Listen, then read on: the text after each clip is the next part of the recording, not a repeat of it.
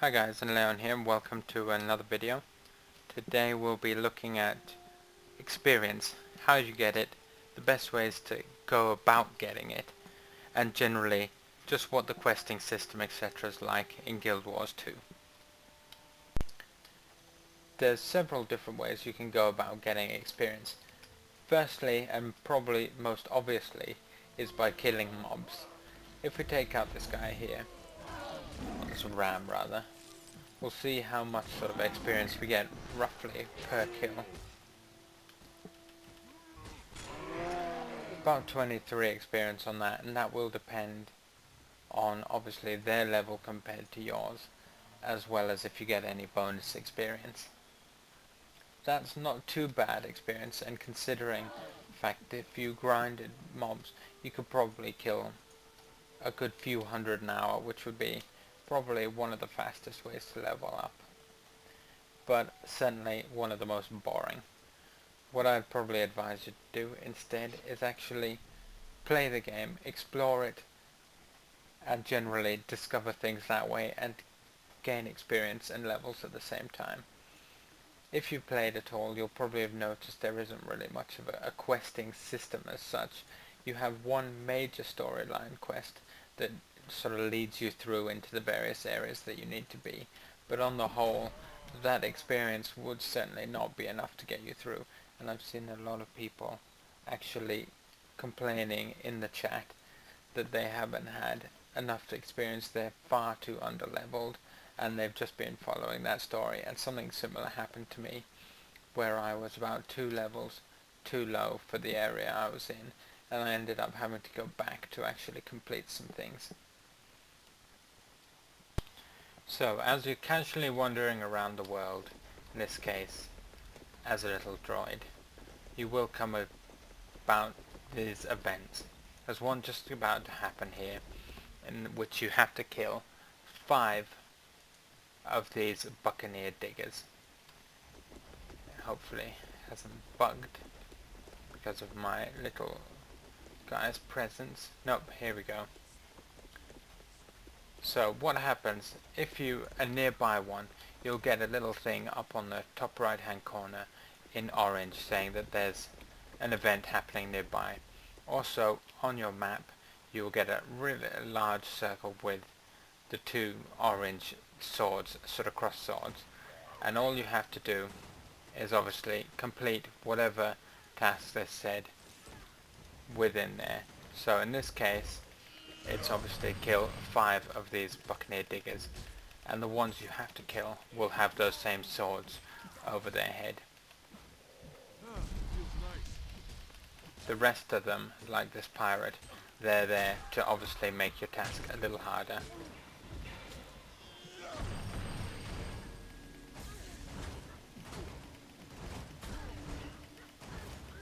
So once you've done that, you'll see it pops up that you've completed it depending on how involved you were in the quest. If you didn't help much at all but you were there, you'll get a bronze. If you helped a tiny bit, you'll get a silver, and if you helped considerably, then you'll get a gold. And obviously the XP and the rewards all vary depending on how involved you were. By simply discovering some of the areas on the map you get experience, as well as things like the waypoints. You get about 500 or so at my level per waypoint, which certainly isn't bad. It's the equivalent of around about sort of 20-30 kills, so it really is worth doing it. And see, if you're just wandering around, you run into events all the time, and here's another one, and it's an easy peasy couple of thousand experience, and I don't see any reason why, if you were in the area, not to join in. Whilst you're doing some of the events, most of them take place in an area where you have a task as well, and by taking part you'll get 2 things done at once, thus obviously increasing your XP boost tremendously as well. There's normally, even if you start alone, a group will gather quite quickly, so you don't have to worry about dying or anything like that. and then just run around trying to tap as many of them as you can. Just get one hit on them so they count towards your kill.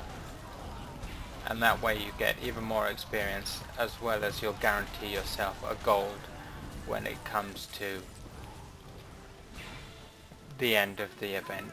It might be a little bit of a cheating way to do it, but if you're a ranged character and can't quite get to them or something, getting that tap on there will certainly help you sort of tremendously when it comes to the end of it. But if you've been taking part just normally for a little while, you'll most certainly get the gold anyway.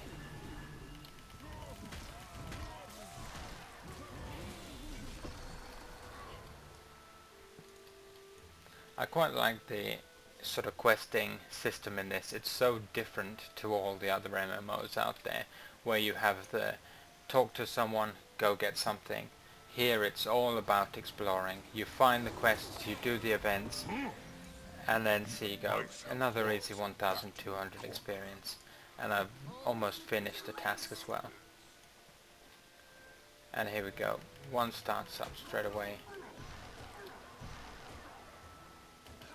Got first mate Killjoy. Running away. Don't know what we've got to do with him. We'll try and catch him.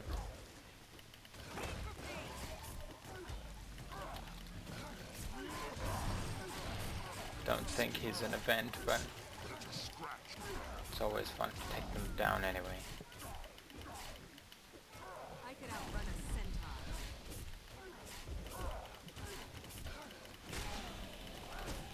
And he led us right into some more that will help with the task. So no complaining there. And again, it's just following your sort of the game, following the story. And as you can see, every time you complete a task, you get a letter from them saying thank you or something along this line, as well as a nice bit of money. But as I was saying earlier, the experience sort of system is so unique that it does take a little while to get used to. The fact that the world is sort of just open for you to explore. The levels indications really help when you're trying to find somewhere if you're a bit over leveled, because I'm currently down here and it's getting a bit high, so I've just come into here to see what I can do, mess about a bit. And it's free, the freedom is quite nice to just do what you want to do, really. The final sort of things to actually get yourself some experience are quite simply the vistas and the skill challenges, as well as the points of interest. We'll go to this vista here and just show you how much we get. Normally it's around about 300 experience or so per vista, and we'll just make sure and show you how simple it is. And the main reason why I'm actually doing all of these quests is purely for the chest at the end. The fact that you get some extra bonuses from completing the maps 100% really do reward you for actually going out there and exploring the world that they've spent probably quite a long time creating. And it certainly is worth it. I enjoy it a lot. And here we go. So this was quite a easy vista to get to. One of the sort of, now that I get there, the last bit's always the hardest, it seems. I don't want to drop down. I'll just get my way there and then I'll record again, because it may take me a while. Okay, finally got up. It was a bit of a tricky jump onto that wooden ledge there. Once you get there, the vista, you can either watch it. I enjoy watching them most of the time, as they're quite sort of interesting scenes. And look at that, that's pretty awesome, the ship up there. And there you go, 275 experience, which isn't too bad, plus obviously you get a little closer to that all-important chest. Let's see if Bolin Sky can get up here. Oh.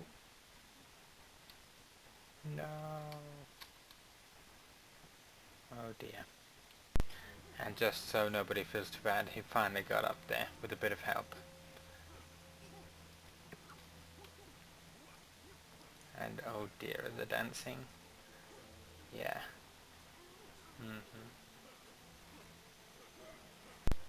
If for any reason you're still struggling to get experience, there are options in order to get your experience increased, either for sort of real life money from the Black Lion Trading Company, which you can actually purchase boosts, and they are, here we go, 150 gems and you get a boost for 1 hour, and it's not too bad. Wouldn't take it myself, mainly because I don't want to speed through necessarily. Also, you can get food that increases your experience, which is probably the easiest way, and that's just through your actual profession or job as a chef, one of your skills that you can get.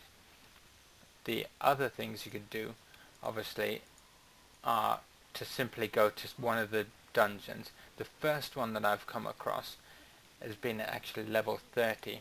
I've tried to go there, but our team got annihilated, so I was waiting for some people to actually go through that know what they're doing.